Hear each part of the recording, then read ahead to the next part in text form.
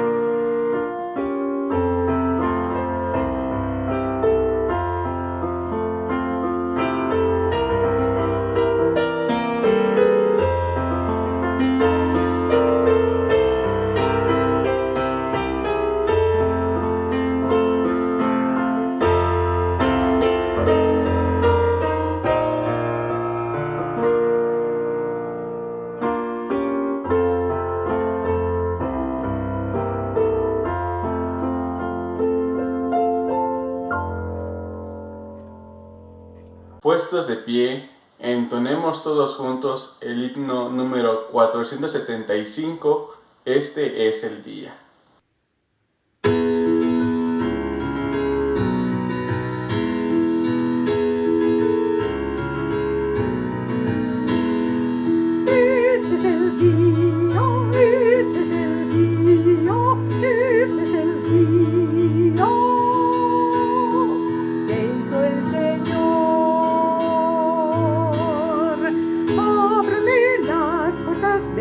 La justicia, entraré para alabar al Señor. Esta es la puerta que Dios nos ha dado, todos los justos por ella entrarán. Este es el día, este es el día, este es el día que hizo el Señor.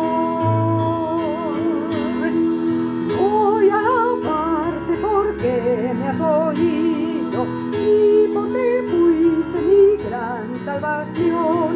Esta piedra que todos despreciaron resulta ahora ser fundamental. Este es el día, este es el día, este es el día que hizo el Señor.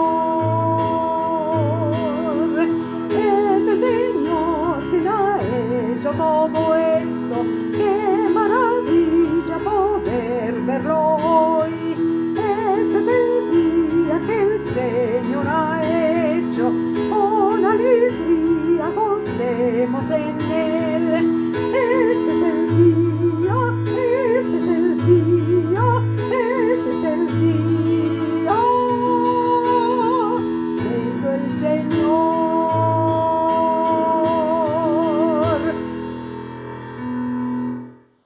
Todos juntos leamos el llamamiento a la adoración que se encuentra en el Salmo 111, de los versículos del 1 al 10.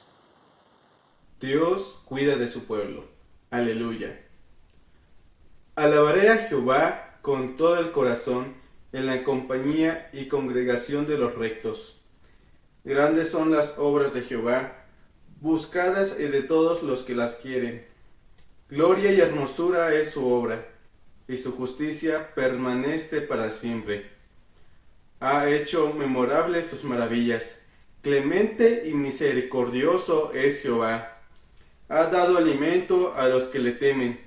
Para siempre se acordará de su pacto. El poder de sus obras manifestó a su pueblo. dándole la heredad de las naciones. Las obras de sus manos son verdad y juicio, fieles son todos sus mandamientos, afirmados eternamente y para siempre, hechos en verdad y en rectitud. Redención ha enviado a su pueblo, para siempre ha ordenado su pacto. Santo y temible es su nombre. El principio de la sabiduría es el temor de Jehová. Buen entendimiento tienen todos los que practican sus mandamientos. Su loor permanece para siempre. Oremos. Padre bendito, cuántas gracias te damos por darnos esta oportunidad de seguir celebrando tu culto. Te pedimos que esta celebración sea solamente para tu gloria y honra, que podamos alabarte, glorificarte, que sea edificación para cada uno de nosotros, que podamos aprender con el mensaje, con las lecturas y alabarte con los himnos, que sea cada vez para darte la honra y la gloria que solo tú mereces, Señor. Todo esto te lo agradecimos y te pedimos en tu bendito nombre. Amén. En nuestros lugares entonemos el himno número 147, Tenemos Esperanza.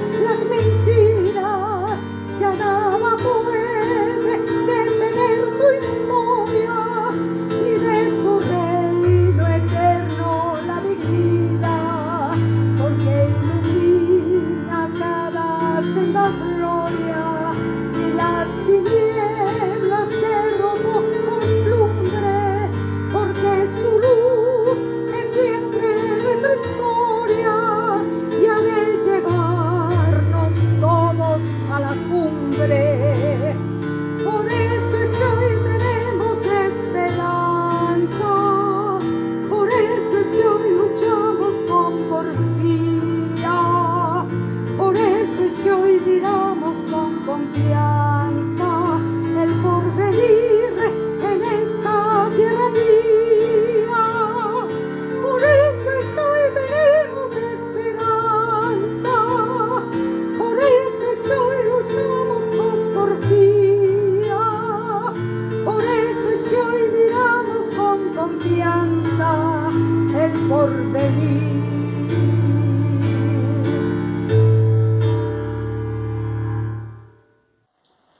Asimismo, también entonemos el himno 146, El Señor es mi fuerza.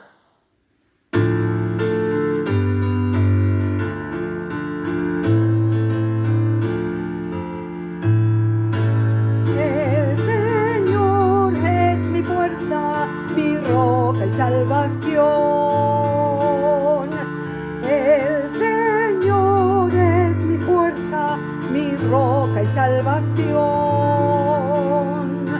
Tú me guías por sendas de justicia, me enseñas la verdad. Tú me das el valor para la lucha, sin miedo avanzaré. El Señor es mi fuerza, mi roca y salvación.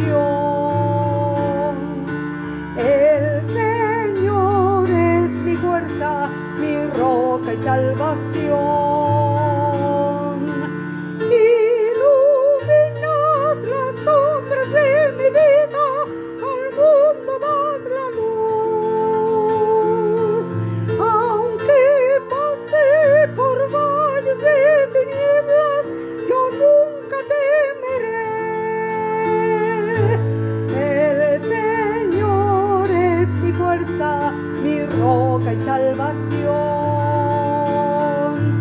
El Señor es mi fuerza, mi roca y salvación. Yo confío el destino de mi vida al Dios de mi salud. A los pobres enseñas el camino, su escudo eres tú. El Señor es mi fuerza, mi roca y salvación. El Señor es mi fuerza, mi roca y salvación. El Señor es la fuerza de su pueblo, su gran libertador. Tú le haces vivir en la confianza, seguro en tu poder. El Señor es mi fuerza, mi roca y salvación. El Señor es mi fuerza, mi roca y salvación.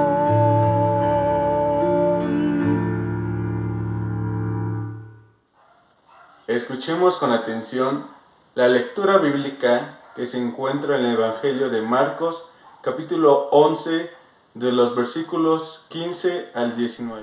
Vinieron, pues, a Jerusalén, y entrando Jesús en el templo, comenzó a echar fuera a los que vendían y compraban en el templo, y volcó las mesas de los cambistas y las sillas de los que vendían palomas, y no consentía que nadie atravesase el templo llevando utensilio alguno.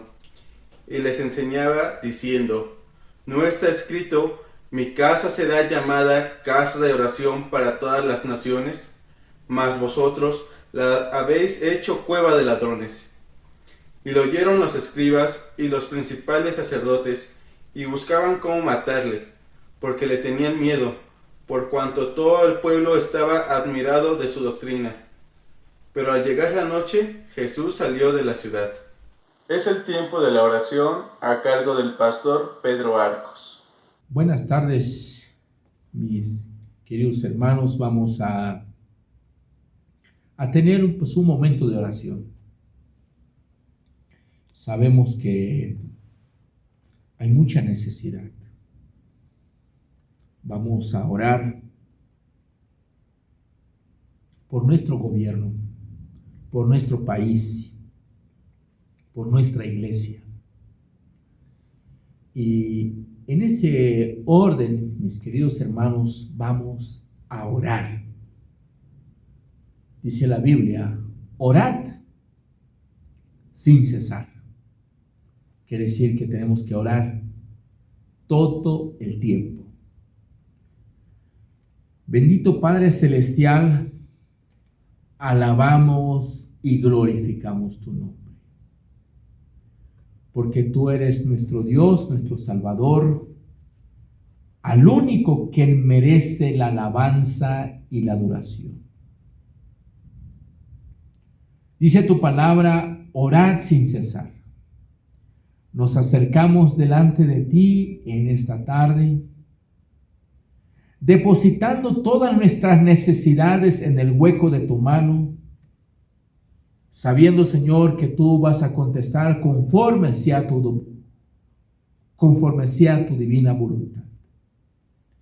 Queremos poner pues en tus manos, Señor, a nuestro país, a nuestro gobierno, que les des la capacidad y el conocimiento para dirigir nuestro país. Oramos también por la iglesia, Berit, a todos los integrantes, a todos los que forman esta iglesia. Te rogamos, Señor, que nos des hambre, pero hambre de escuchar tu palabra, Señor. Queremos rogarte que tú nos ayudes. Queremos rogarte también, Señor, por las actividades que se nos acercan, por el mes de la Reforma, las conferencias y el aniversario de nuestra iglesia. Estamos tan agradecidos contigo, Señor, porque podemos ver cómo sustentas tu iglesia. A pesar de esta enfermedad, a pesar de que no hemos podido reunirnos presencialmente, Señor, pero sustentas. Tu iglesia sigue viva, Señor. Viva por tu palabra. Porque el que sustenta la iglesia es tu palabra y tu Espíritu Santo. Queremos rogarte, Señor, que tú sigas bendiciendo a tu iglesia, a los miembros de esta iglesia, Señor. Que nosotros sigamos buscando siempre tu rostro y siempre puesto los ojos en ti. Porque tú eres el único que no falla, que es fiel y que fiel pues a tu palabra, Señor. Y te rogamos, Señor, que durante esta semana que inicia, nos guardas y nos proteges. En el nombre de nuestro Señor Jesucristo, te damos la honra y la gloria. Amén. Es el tiempo de la alabanza a Dios a través de nuestros diezmos y ofrendas. Cada uno dé como propuso en su corazón, no con tristeza ni por necesidad, porque Dios ama al dador alegre. 2 Corintios 9:7. Les invito a hacer esa transferencia a través del número que aparece ahora en pantalla para que podamos seguir alabando a nuestro Señor de esta manera. Oremos por las ofrendas. Padre bendito, te damos muchas gracias porque hasta aquí nos has ayudado. Te damos gracias porque todo lo que tenemos es gracias a ti y es tuyo. Te damos gracias porque nos dejas administrarlo y cuidarlo. Te pedimos que sea para tu honra y gloria, no solamente estos diezmos y ofrendas, sino todos nuestros bienes. Que podamos siempre estar presentes, que tú eres el dador de todo. En tu nombre, amén. Tengamos una participación especial.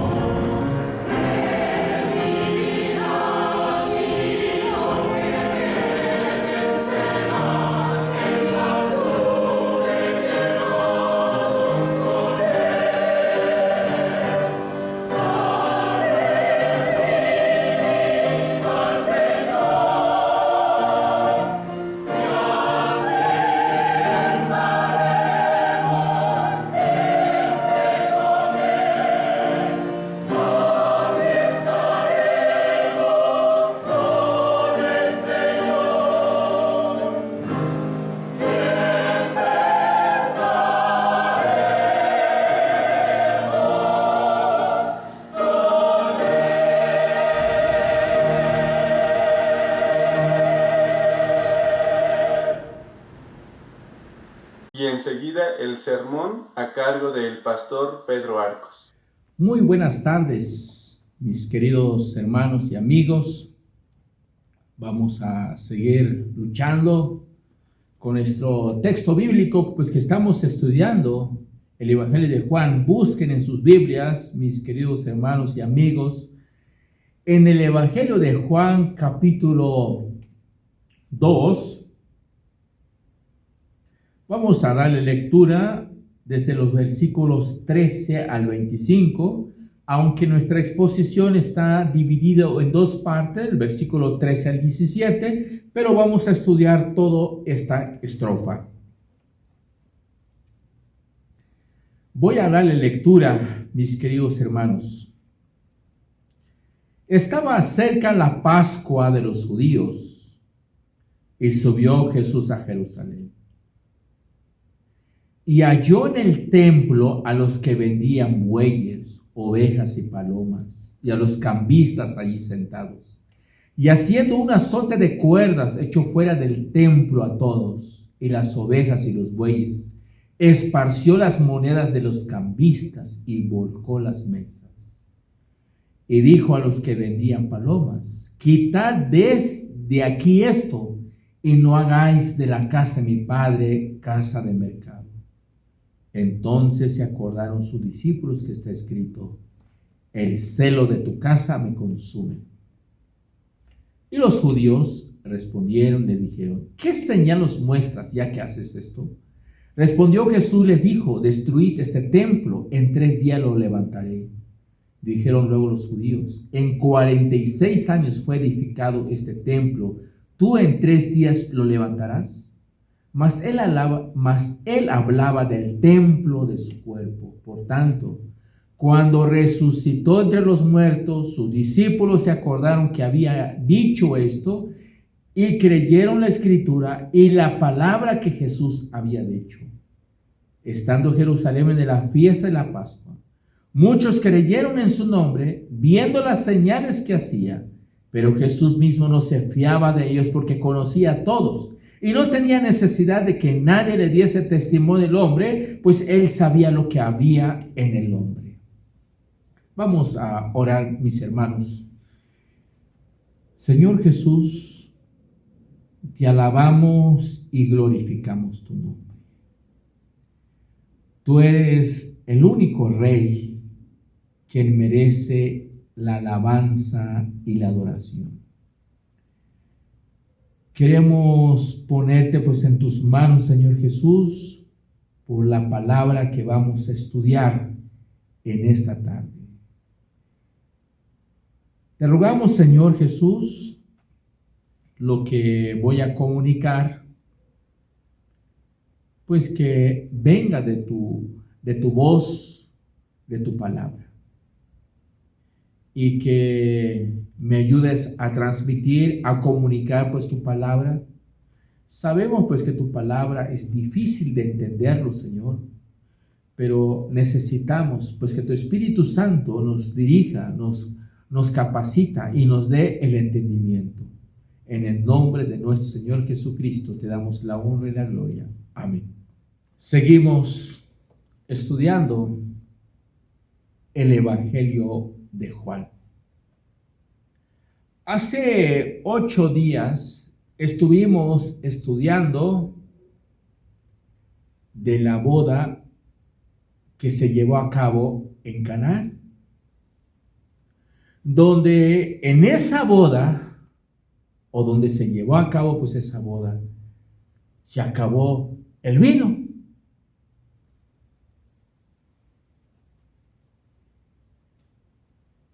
Porque María le dijo a Jesús: se acabó el vino, o que no tienen vino. Y Jesús contestó: ¿qué tienes conmigo, mujer? Aún no ha venido mi hora. Cuando dice que aún no había venido mi hora, que no era el momento todavía, su muerte. Entonces María le dijo a los que servían el vino: haced todo lo que os dijere. Lo que tiene que hacer es el pueblo de Dios. Lo que tenemos que hacer como su pueblo es hacer todo lo que Dios, lo que Jesús nos dice en su palabra. Y vemos que el Señor Jesús hizo el primer milagro en las bodas de Caná. Ahora, en este mismo capítulo, debemos notar que entre los versículos 12 y 13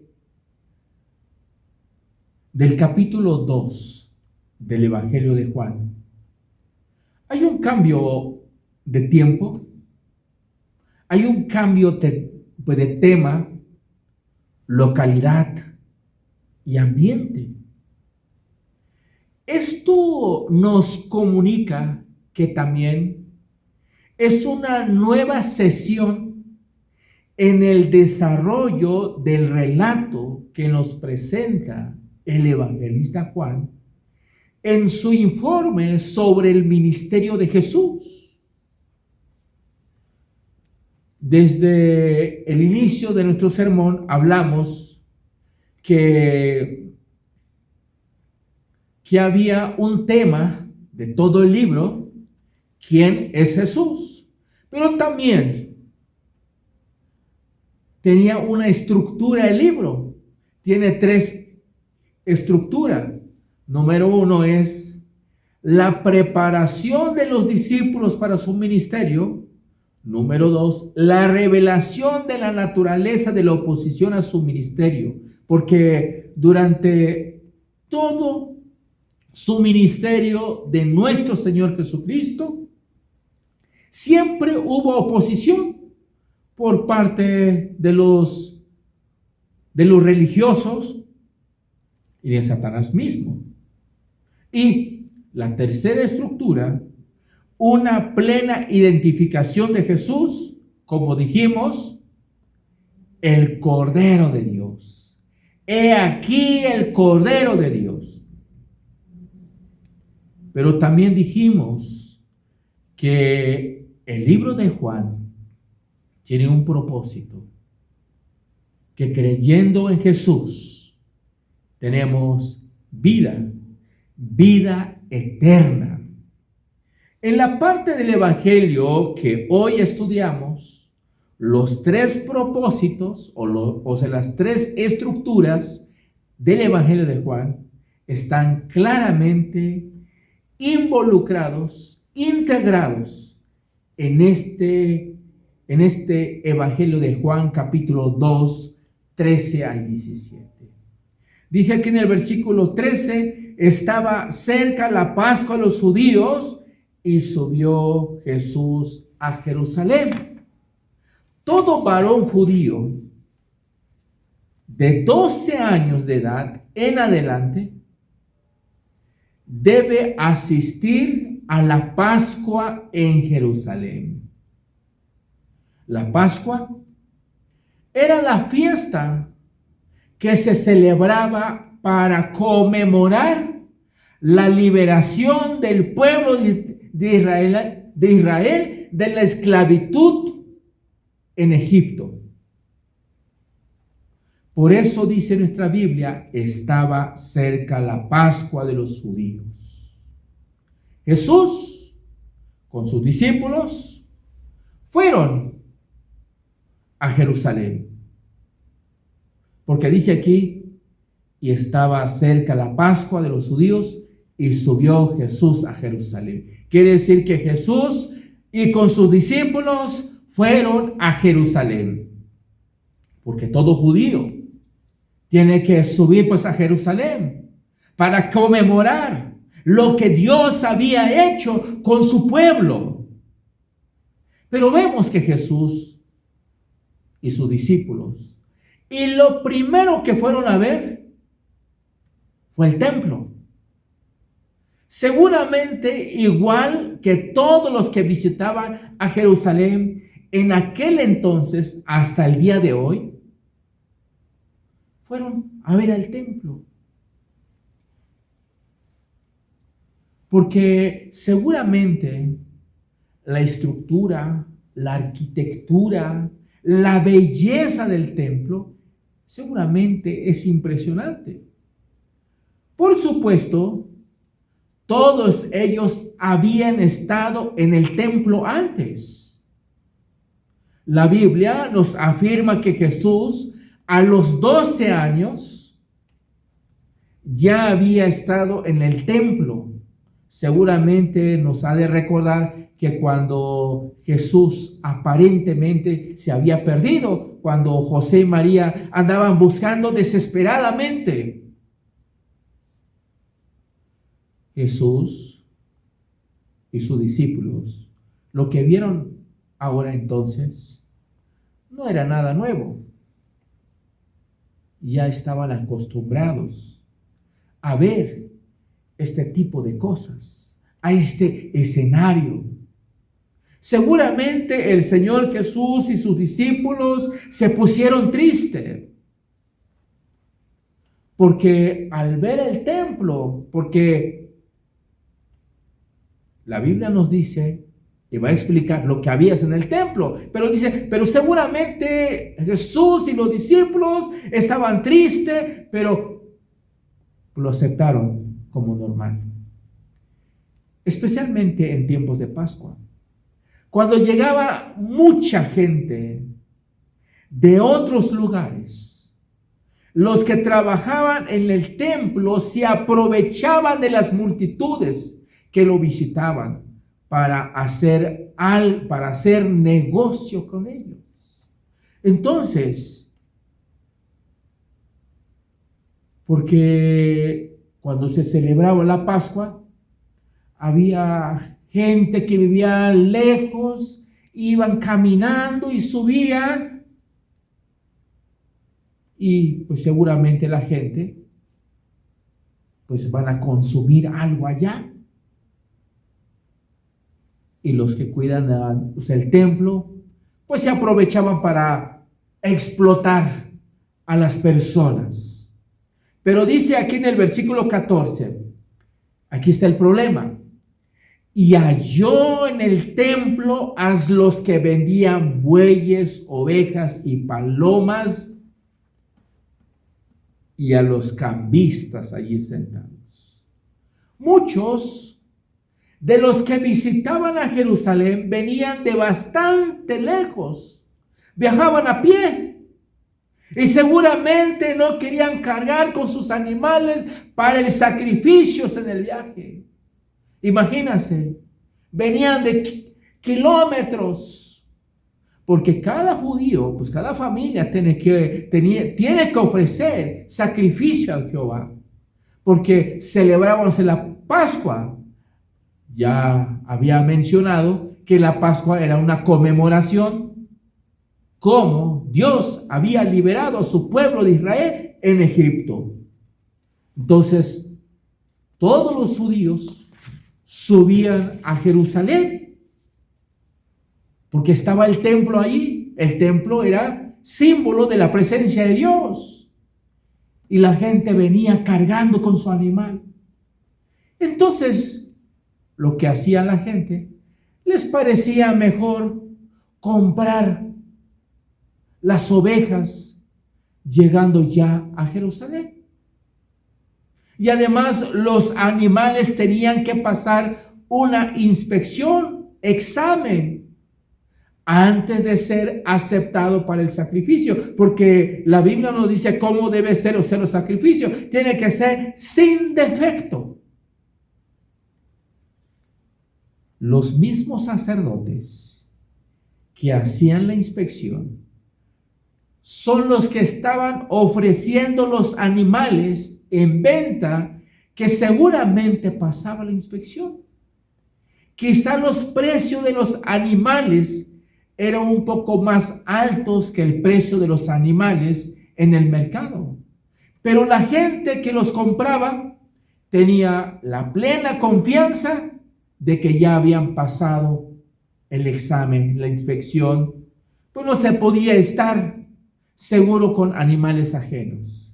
Entonces, el que quería hacer sacrificio compraba el animal en el templo mismo. Entonces dice aquí la Biblia, halló en el templo a los que vendía bueyes, ovejas y palomas. El templo se había convertido en un negocio, en un mercado. Los mismos sacerdotes se aprovechaban, explotaban a la gente allí. Además, dice aquí la Biblia, y a los cambistas allí sentados. Los cambistas. Además, también las ofrendas en el templo, en un escrito pues, del pastor Gerard, dice, además, voy a leer lo que dice literalmente, además las ofrendas en el templo tenía que hacerse en el shekel del templo. El shekel era una moneda que se usaba solamente en el templo. Entonces, cada persona que llegaba para adorar a Dios con sus ofrendas, muchas veces eran ahorros guardados para este propósito, tenía que cambiar su dinero, que muy posiblemente llevaba impresa la imagen de un gobernador, por el dinero del templo. Siempre había la posibilidad y tentación de ganar algo. A los cambistas les iba bien. Aquí cambiábamos el dinero, porque el dinero del templo es el shekel, es exclusivamente para Dios. Entonces, dice aquí la Biblia, y halló en el templo los que vendían bueyes, ovejas y palomas, y a los cambistas allí sentados.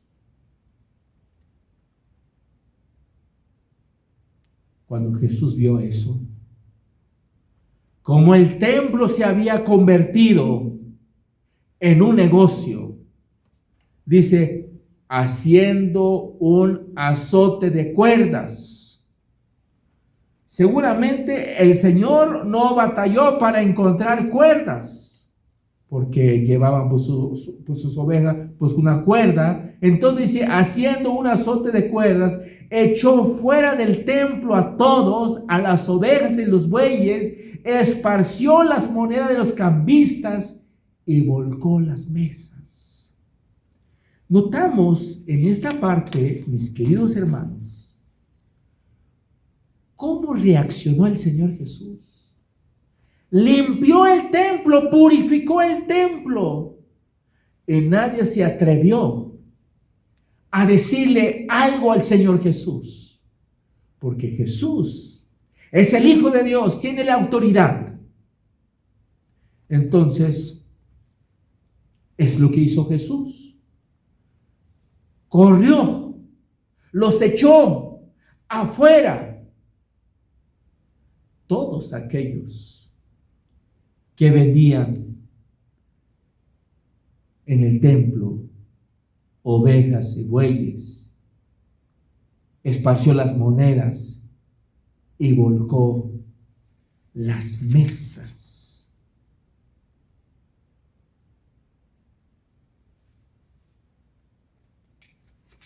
Notamos que el Señor Jesús se enojó muchísimo, porque el templo se había convertido en un mercado. En lugar de adorar a Dios, de escuchar su palabra, y la gente estaban haciendo negocio. Entonces, aquí en el versículo 17, entonces se acordaron sus discípulos, que está escrito. Quiere decir pues que los discípulos de Jesús no eran neófitos, eran personas que conocían la palabra de Dios, que conocían las profecías, porque dice aquí en el versículo, el celo de tu casa me consume.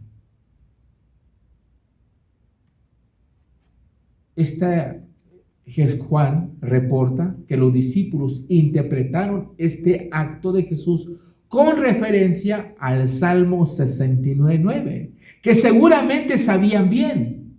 Vieron no solamente a Juan, sino los discípulos en Jesús un celo en su comportamiento, por decirlo así. Jesús se manifestó como celoso.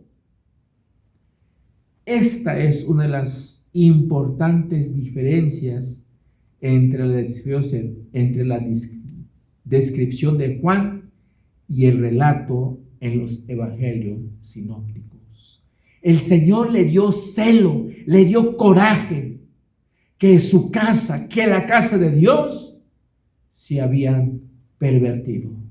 Pero el Señor Jesús limpia, purificó el templo, purificó el templo.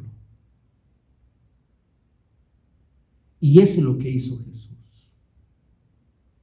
Y vamos a continuar este sermón el próximo domingo. Dios les bendiga, mis queridos hermanos y amigos. Recibamos la bendición y como doxología entonemos el himno número 430, a Dios el Padre Celestial. Recibid la bendición, mis queridos hermanos, y que la gracia de nuestro Señor Jesucristo, el amor de Dios el Padre y la comunión del Espíritu Santo sean con todos vosotros, hoy y siempre. Amén. Amén.